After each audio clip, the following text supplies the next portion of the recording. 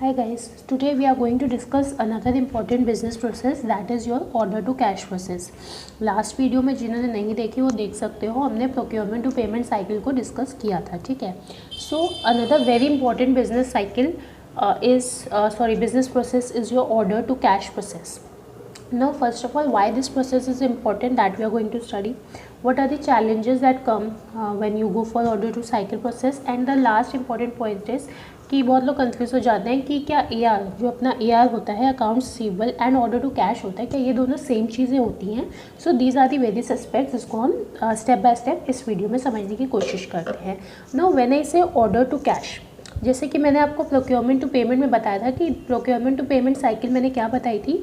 Actually कई लोग ये भी कंफ्यूज होते हैं कि इन दोनों में डिफरेंस क्या है, क्या ये दोनों सेम है. But let me tell you, order to cash यानी कि O2C जिसको हम कहते हैं, and procurement to payment, these are just like two flip sides of the coin, यानी कि दोनों एक ही सिक्के के दो अलग अलग पहलू हैं. प्रोक्योरमेंट टू पेमेंट में क्या होता है, हम माल या गुड्स को परचेज करने की, प्रोक्योर करने की, ऑब्टेन करने की बात करते हैं, और वहाँ पे हमारा अकाउंट्स पेबल का इन्वॉल्वमेंट रहता है, बिकॉज वी आर परचेजिंग, वहाँ पे परचेजेज इन्वॉल्व रहते हैं, तो वहाँ पे अपनी अकाउंट्स पेबल की बात आती है when we are not paying on cash and we are purchasing the goods on credit, ठीक है. लेकिन order to cash is just the opposite of this thing, your procurement to payment. यहाँ पे हम क्या कर रहे हैं, यहाँ पे हम अपनी सेल्स कर रहे हैं, और हमारा क्योंकि हम सेल्स कर रहे हैं तो इमीडिएटली कैश हमको जब नहीं रियलाइज़ होता है तो हमारे क्या इन्वॉल्वमेंट हो जाता है उसमें, अकाउंट्स रिसीवेबल का, यानी कि हमने क्रेडिट में सेल्स किया है, हमारे डेटर्स क्रिएट हो जाएंगे which will have a debit balance, जो कि हमारे असेट होते हैं. क्यों? क्योंकि हमको फ्यूचर में उनसे पैसा मिलना होता है, ठीक है. तो ये तो एक ब्रीफ इंट्रोडक्शन हुआ. अब इसको थोड़ा सा और प्रैक्टिकली समझते हैं कि ये आखिर प्रोसेस बनाई क्यों गई, इसकी ज़रूरत हमें क्यों पड़ी. तो जस्ट इमेजिन कि आप एक नया बिजनेस स्टार्ट करने जा रहे हो, सपोज, ठीक है. आप एक बेकरी शॉप अपनी स्टार्ट करने वाले हो. Now when you are going to start with a bakery shop, तो please think practically which is the first step that is going to be involve. Of course आपने पूरा सेटअप कर लिया, infrastructure, and you are starting on the shop, ठीक है. आप दुकान पे खड़े हो. अब आपको सबसे पहले क्या चाहिए, आपको क्या डायरेक्ट सेल्स करोगे, नहीं, सबसे पहले आपको कुछ ना कुछ ऑर्डर्स चाहिए. कस्टमर आपके पास ऑर्डर्स प्लेस करेगा कि हमें इतनी क्वांटिटी का, ये क्वालिटी का फलाना गुड्स चाहिए, ठीक है. सो यानी कि फर्स्ट स्टेप रहता है ऑर्डर की. कस्टमर ने आपके साथ ऑर्डर प्लेसमेंट करी. अब आप क्या करोगे, अब आप उस गुड्स को नेचुरली बनाने में लग जाओगे, उसकी तैयारी करोगे, उसको रेडी टू डिलीवर करोगे. अगर कस्टमर फार ऑफ लोकेशन में तो डिलीवरी की जिम्मेदारी भी रहती है, या depends on contract to contract. तो इस केस में बेसिकली होता क्या है, सबसे पहले हमको ऑर्डर मिला, परचेज ऑर्डर प्रिपेयर हुआ होगा, उसके हिसाब से हम क्वांटिटी एंड एवरीथिंग उसमें रेडी कर लेंगे.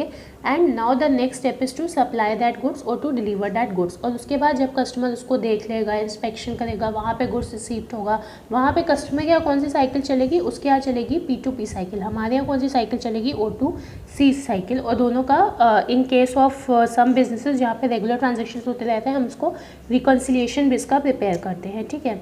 तो हमने अपना लास्ट में क्या होगा, जब कस्टमर सेटिस्फाइड हो जाएगा with the goods, he will deliver the goods to us, and at the last हमारा स्टेप क्या होगा, पेमेंट का.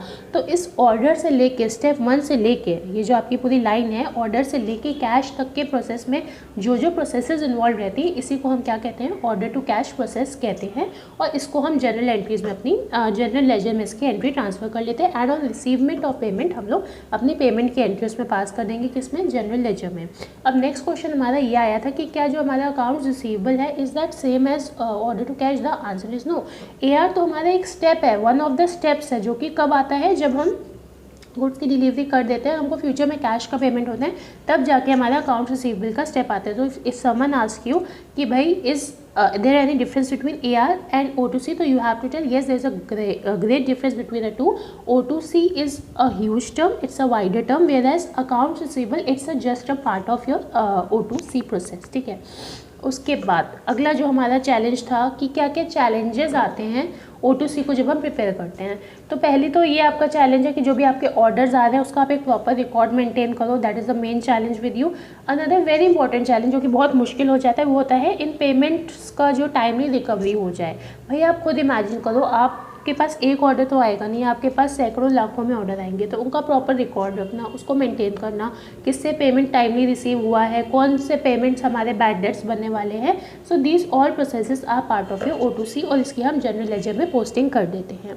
तो ये तो आपका एक ओवरव्यू हो गया O2C का। मैम P2P और OTC में क्या डिफरेंस होता है, तो उसके लिए friends I would recommend you there is a P2P video also on my channel, you can check in the same playlist or I'll just put it in the description section of this video।